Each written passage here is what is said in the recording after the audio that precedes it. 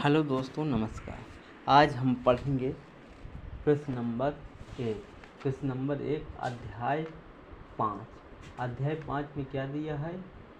भारतीय परिदृश्य पर मानव अधिकार। भारतीय परिदृश्य पर मानव अधिकार। प्रश्न नंबर 1 अति लघुत्तरी प्रश्न।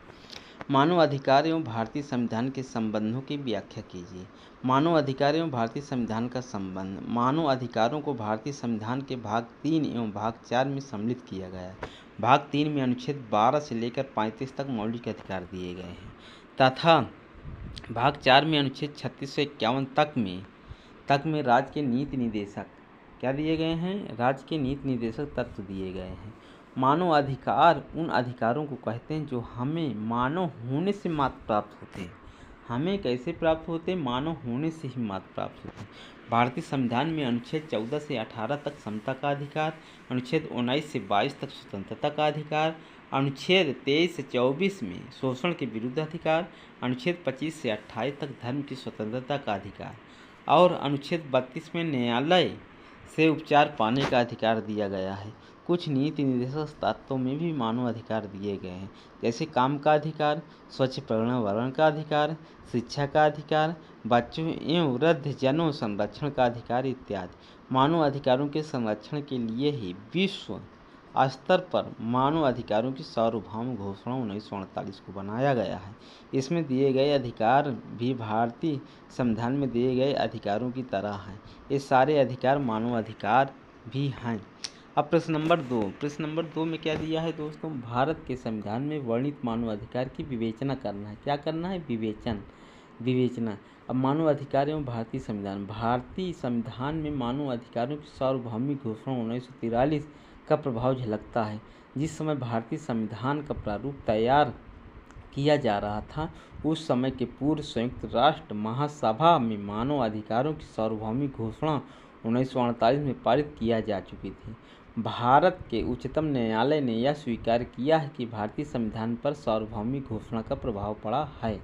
भारतीय संविधान में निम्नलिखित 3 प्रकार से मानव अधिकारों को सम्मिलित किया गया है। पहला है विनिर्दिष्ट रूप से उल्लिखित अधिकार। दूसरा अन्य अधिकार, वह अधिकार जो विनिर्दिष्ट रूप से उल्लिखित नहीं है। तीसरा अउल्लिखित तथा जिन्हें अब तक अधिकार स्वीकार नहीं किया गया है। वह मानव अधिकार जिन्हें संविधान के भाग 3 में सम्मिलित किया गया है, उनका विशेष महत्व है, वह मौलिक अधिकार कहलाते हैं। वह इन अर्थों में मौलिक हैं, उन्हें न्यायालय द्वारा प्रवर्तित किया जा चुका है। इसके अतिरिक्त उन्हें कार्यपालिका या विधायिनी द्वारा समाप्त या लागू नहीं किया जा सकता है। उन्हें केवल संवैधानिक संशोधनों द्वारा ही समाप्त या लागू किया जा सकता है।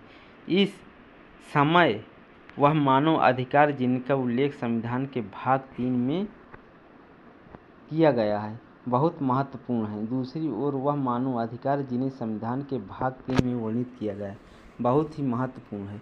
दूसरी ओर वह मानव अधिकार जिन्हें संविधान के भाग 4 में उल्लेखित किया गया है राज्य के निर्देशक सिद्धांत कहलाते हैं तथा उन्हें न्यायालय द्वारा प्रवर्तित नहीं किया जा सकता है। परंतु संविधान के भाग 4 के अनुच्छेद 37 में यह स्पष्ट किया गया है कि वह देश के लिए मौलिक हैं तथा राज्य का कर्तव्य है कि उन्हें कार्यान्वित करें। परंतु यह उल्लेखनीय है कि संविधान के भाग 4 में उल्लिखित अधिकतर मानव अधिकार आर्थिक, सामाजिक तथा सांस्कृतिक है, अतः उनके कार्यान्वयन की कोई सीमा निर्धारित नहीं किया जा सके है। प्रश्न नंबर 3 राष्ट्रीय मानवाधिकार आयोग के गठन की विवेचना कीजिए। अब उत्तर में राष्ट्रीय मानवाधिकार आयोग के गठन संरचना में क्या दिया है? नेशनल ह्यूमन राइट्स राष्ट्रीय मानवाधिकार संरक्षण अधिनियम 1993 के अनुसार भारत के राष्ट्रीय मानवाधिकार आयोग के सदस्यों की कुल संख्या 8 होगी, जिसमें एक अध्यक्ष एवं 7 सदस्य होंगे। सर्वोच्च न्यायालय का सेवानिवृत्त मुख्य न्यायाधीश आयोग का अध्यक्ष होगा। आयोग के सदस्यों में सर्वोच्च न्यायालय का सेवारत एवं सेवामुक्त न्यायाधीश, किसी उच्च न्यायालय के पदस्थ या पदमुक्त मुख्य न्यायाधीश, मानव अधिकार के क्षेत्र में ज्ञान या व्यवहारिक अनुभव रखने वाले 2 प्रख्यात व्यक्ति एवं राष्ट्रीय अल्पसंख्यक आयोग, अनुसूचित जाति एवं जनजाति आयोग तथा राष्ट्रीय महिला आयोग के अध्यक्ष होंगे। आयोग के अध्यक्ष एवं सदस्य 5 वर्ष की अवधि के लिए पद ग्रहण करेंगे तथा उनकी पुनः नियुक्ति भी हो सकती है। अध्यक्ष तथा सदस्य 70 वर्ष की आयु तक आयोग में कर सकते हैं। आयोग का वह एक महासचिव होगा जो प्रत्यायोजित शक्तियों के अनुसार अपना कार्य करेगा। आयोग का मुख्यालय नई दिल्ली में होगा तथा यह केंद्र सरकार की अनुमति से अन्य स्थानों में अपने कार्यालय की स्थापना कर सकता है। प्रश्न नंबर 4। प्रश्न नंबर 4 में क्या है दोस्तों? राष्ट्रीय मानवाधिकार आयोग के योगदान की व्याख्या कीजिए। या अथवा मानवाधिकार के संरक्षण के रूप में राष्ट्रीय मानवाधिकार के महत्व की व्याख्या कीजिए। राष्ट्रीय मानवाधिकार के पालन हेतु कमीशन ने मानवाधिकार विशेष कर नागरिक स्वतंत्रताओं के क्षेत्र में बड़ा ही सराहनीय योगदान दिया गया है। उदाहरण के लिए हिरासत में होने वाली मृत्यु, बलात्कार एवं यंत्रणा के रोकने में कमीशन की भूमिका बड़ी ही प्रशंसनीय रही है। कमीशन द्वारा जिलाधीशों एवं पुलिस सुपरिटेंडेंटों को जारी निर्देश की हिरासत में मौत या यंत्रणा की घटना 24 घंटे के भीतर कमीशन की सूचना भेजी जाए। ऐसी घटनाओं को रोकने में, कम करने में बड़े प्रभावशाली सिद्ध हुए हैं। उक्त निर्देश पुलिस अधिकारियों को एक प्रकार की चेतावनी है। यदि वह अपने अधिकारों का दुरुपयोग करेंगे, ज्यादतियाँ करेंगे और उन्हें उसके लिए दंडित किया जा सकता है। इसके अतिरिक्त राष्ट्रीय मानवाधिकार कमीशन ने पुलिस हिरासत में हुई मृत्यु के कुछ मामले में इस प्रकार कार्यवाही की जो लोगों को कमीशन के प्रति विश्वास वृद्धि हुई है। प्रश्न नंबर 5 दोस्तों, प्रश्न नंबर 5 में क्या दिया है? राष्ट्रीय मानवाधिकार आयोग के कार्य। राष्ट्रीय मानवाधिकार आयोग की शक्तियाँ। आयोग के कार्य अधिनियम की धारा 12 के अंतर्गत निम्नलिखित रूप से निर्धारित किए गए हैं।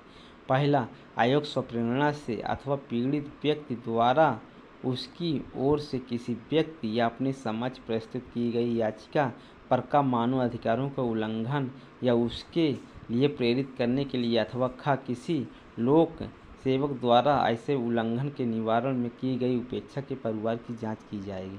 दूसरा नंबर क्या है? आयोग राज्य सरकार की सूचना देकर राज्य सरकार को नियंत्रण में रहने वाले किसी कारागार अथवा किसी अन्य संस्था जहां व्यक्तियों के उपचार, सुधार या संरक्षण के लिए निरुद्ध किया जाता है, अंत में वासियों के रहने एवं सहन की स्थितियों को अध्ययन करने के लिए तथा उस पर सिफारिश करने के लिए निरीक्षण करेगा। आयोग मानव अधिकारों के संरक्षण के लिए संविधान या तत्समय लागू विधि द्वारा प्रावधानित संरक्षणों का पुनरावलोकन करेगा तथा उसे प्रभावी क्रियान्वयन के उपायों की सिफारिश करेगा। आयोग आतंकवाद एवं कार्यवाहियों सहित उन कारकों को पुनरावलोकन करेगा जो किसी मानव अधिकार या उस समय लागू संरक्षणों का प्रयोग प्रतिसिद्ध करते हैं। आयोग मानव अधिकार से संबंधित संधियों एवं अंतर्राष्ट्रीय लिखित का अध्ययन करेगा और उनके प्रभावी क्रियान्वयन हेतु सिफारिश करेगा। आयोग ऐसे अन्य कार्यों को भी करेगा जिन्हें मानव अधिकारों की अभिवृद्धि हेतु आवश्यक समझा जाएगा।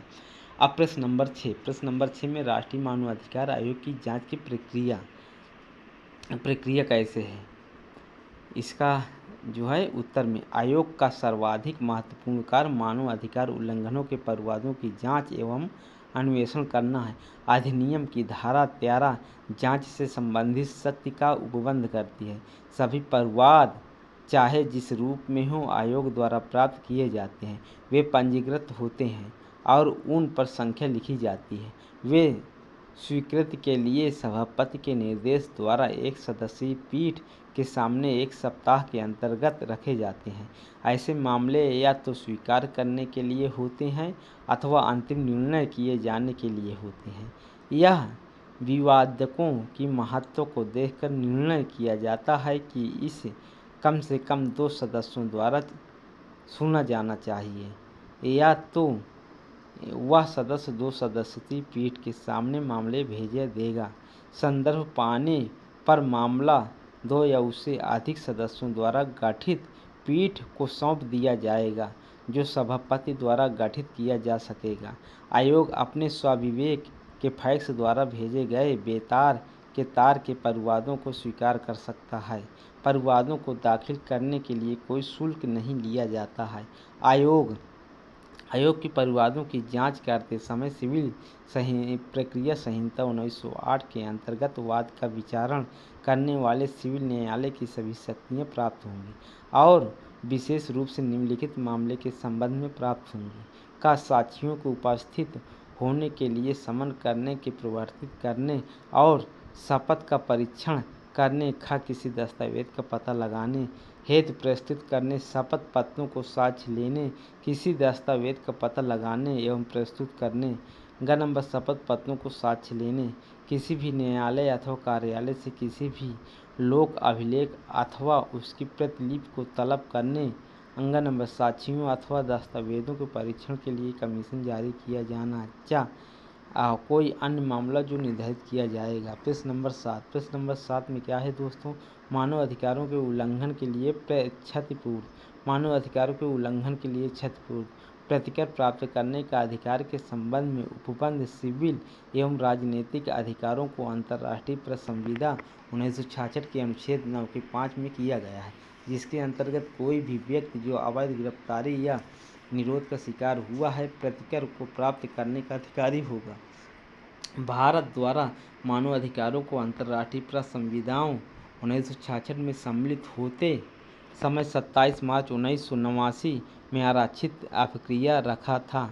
सिविल एवं राजनीतिक अधिकारों को अंतर्राष्ट्रीय प्रेस संविदा के अनुच्छेद 9 के संबंध में भारत गणतंत्र की सरकार की स्थिति यह है कि 7 उपबंधों के अनुरूप इसके अतिरिक्त भारत की विधिक प्रणाली अवैध गिरफ्तारी या निरोध का राज्य विरुद्ध दावा करने वाली शक्तियों के लिए प्रतिकर का प्रवर्तनीय अधिकार नहीं है, परंतु अनुच्छेद 52 की परिधि में के प्रभार के संबंध में उच्चतम न्यायालय ने प्रतिकर के अधिकारों को स्वीकार किया है। रुदू शाह बनाम बिहार राज्य 1983 में मामले में माननीय उच्चतम न्यायालय ने प्रतिकर दिलाने हेतु आदेश पारित किया है। सेबेस्टियन एम ह्वेंगजो बनाम भारतीय संघ 1984 के बाद में उच्चतम न्यायालय ने अवैध गिरफ्तारी एवं निरोध के लिए प्रतिकर दिलाने हेतु आदेश पारित किया था। अब दोस्तों प्रश्न नंबर 8। प्रश्न नंबर 8 में क्या है, मानव अधिकार आयोग की क्षतिपूर्ति संबंधी शक्ति का आलोचनात्मक मूल्यांकन कीजिए। क्या है आलोचना, उसका करना है। अब मानव अधिकारों के उल्लंघन होने के मामले में आयोग द्वारा अनेक उपायों के साथ साथ कई सुझाव भी दिए जाते हैं, किंतु आयोग मानव अधिकारों के संरक्षण करने हेतु अधिक प्रभावी नहीं रहा है। ऐसे इसलिए क्योंकि यह केवल एक अन्वेषणात्मक या सिफारिशात्मक निकाय है। जांच करने के पश्चात यह समुचित प्राधिकारियों से ऐसे व्यक्ति के विरुद्ध कार्रवाई करने की सिफारिश करता है जिसने मानव अधिकारों का उल्लंघन किया हो, अथवा यह सरकार या समुचित पदाधिकारियों से मानव अधिकार उल्लंघन में पीड़ित व्यक्तियों के लिए अंतिम अनुदेश प्रदान करने के लिए कहता है। उपर्युक्त विवेचन ने स्पष्ट है कि आयोग को अभियोजन की शक्ति प्राप्त नहीं है, अतः अंतर्राष्ट्रीय मानवाधिकार आयोग शक्ति साधनहीन है। यह संविधान के अंतर्गत मूल अधिकारों द्वारा पहले से ही प्रावधानित उपचारों के अतिरिक्त किसी उपचार का प्रावधान नहीं करता है। एकमात्र लाभ जो पीड़ित व्यक्ति को मिलता है यह है कि आयोग द्वारा अन्वेषण किए जाने के पश्चात यदि स्थापित हो जाता है तो मानव अधिकारों का उल्लंघन हुआ है, यह न्यायालयों से कहीं कार्रवाई प्रारंभ करने की सिफारिश कर सकता है। उपर्युक्त से यह प्रतीत होता है कि आयोग पीड़ित व्यक्ति को इस अर्थ में अनुदेश प्रदान करता है। इस प्रकार के मामलों में अनुदेश की प्रारंभ करने के लिए न्यायालयों के हस्तक्षेप करने की अपेक्षा नहीं करते हैं। इसके अतिरिक्त न्यायालय द्वारा आयोग के माध्यम से भेजे गए मामले पीड़ितों द्वारा सीधे संस्थापित किए गए मामलों की तुलना से अधिक गंभीरता से देखे जाने की संभावना रहती है। उपर्युक्त प्रक्रिया मानव अधिकार उल्लंघन में पीड़ित में कोई व्यक्ति अतिरिक्त लाभ नहीं प्रदान करती है। इसके अलावा आयोग द्वारा की गई जांच इस तथ्य की दृष्टि से निष्पक्ष नहीं होते हैं। इस आयोग के पास कोई अन्वेषणकर्ता अधिकरण नहीं है। इस अपनी अन्वेषण शाखा के आकार मानवाधिकार उल्लंघन के मामले में अन्वेषण बिल्कुल नहीं प्रभावी है। मानवाधिकार के उल्लंघन में उद्भूत मामलों के त्वरित विचारण हेतु राज्य सरकार अधिसूचना जारी करते हैं के लिए एक सेशन सत्र न्यायालय को मानवाधिकार न्यायालय के रूप में भी निर्दिष्ट कर सकती है। ऐसे करने से पूर्व राज्य सरकार के लिए आवश्यक है कि राज्य के उच्च न्यायालय के मुख्य न्यायाधीशों को परामर्श सहमति प्राप्त करें। अब प्रश्न नंबर 9, प्रश्न नंबर 9 में क्या दिया है, प्रश्न अधिकार न्यायालय क्या है, मानव अधिकार न्यायालय क्या है। अब मानव अधिकार न्यायालय क्या है दोस्तों उसमें थोड़ा से अच्छे से दिखाई नहीं दे रहा था, तो उसके लिए अगर कोई दिक्कत हो तो कमेंट करना। 1966 में सीमित होते समय 27 मार्च 1979 में यह आरक्षित अधिकार रखा गया है कि सिविल एवं राजनीतिक अधिकारों की अंतर्राष्ट्रीय संविधा अनुच्छेद 9 के संबंध में भारत गणतंत्र की सरकार की स्थिति यह है कि 7 उपबंधों के अनुरूप हो।